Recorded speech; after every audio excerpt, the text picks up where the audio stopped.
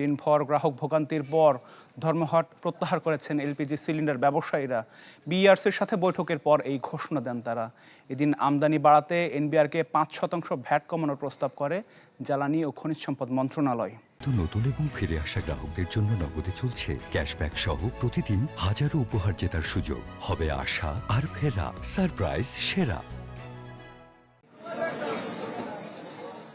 গত রোববার নতুন করে এলপিজির মূল্য সমন্বয় করে বিইআরসি। 12 কেজির সিলিন্ডারের দাম নির্ধারণ করা হয় 1306 টাকা। তবে মাঠ পর্যায়ে ছবি ছিল ভিন্ন। কোথাও 1500, কোথাও বা আবার 1800 টাকায়ও বিক্রি হয় সিলিন্ডার। তাও পাওয়া যায়নি চাহিদা মতো। এরই মধ্যে বৃহস্পতিবার থেকে সারা দেশে সিলিন্ডার গ্যাস বিক্রির বন্ধের ঘোষণা দেয় এলপি ব্যবসায়ী সমিতি। দাবি, বাড়তি দামে বিক্রির অভিযোগ তুলে প্রশাসনিক অভিযান বন্ধ, ডিলার পর্যায়ে চার্জ বৃদ্ধি ও নিরবিচ্ছিন্ন সরবরাহ। ফলে ভোগান্তিতে পড়েন গ্রাহকরা। বিক্রি সকাল থেকে আমরা বন্ধ রাখছি, আমাদের কমিটির থেকে নির্দেশ দিয়েছে আজকের জন্য বন্ধ, তাই আমরা আজকে বন্ধ রাখছি। দোকান খোলে না, এবং কি বিগত দিনে আমরা গ্যাস কিনছি 1200, 1250, 1300 টাকা দিয়ে।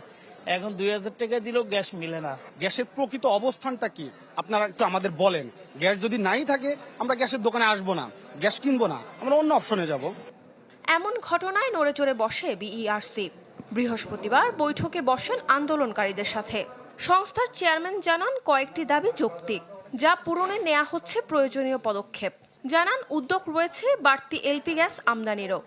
আমদানি সংকটের জন্য আমরা মালিক পক্ষের সঙ্গে বসছি, যারা বটলার যারা তাদের সঙ্গে বসছি, এবং যেটা বললাম তাদের ক্ষেত্রে যখন ভ্যাট কমানো হয়েছে, আমদানির ভ্যাট যেটা অলরেডি বাংলাদেশ ব্যাংকে চিঠি দেওয়া হয়েছে এলসি ইজি করার জন্য।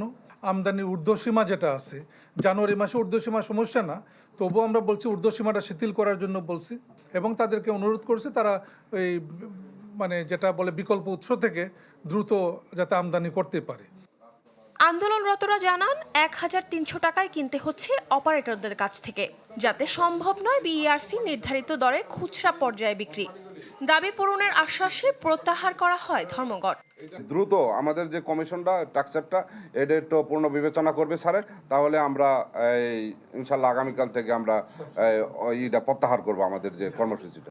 এদিন আমদানি বাড়াতে এনবিআরকে 15 থেকে 5% ভ্যাট কমানোর প্রস্তাব করে জ্বালানি ও খনিজ সম্পদ মন্ত্রণালয়। মরিয়ম আজিজ মৌরিন, চ্যানেল 24, ঢাকা।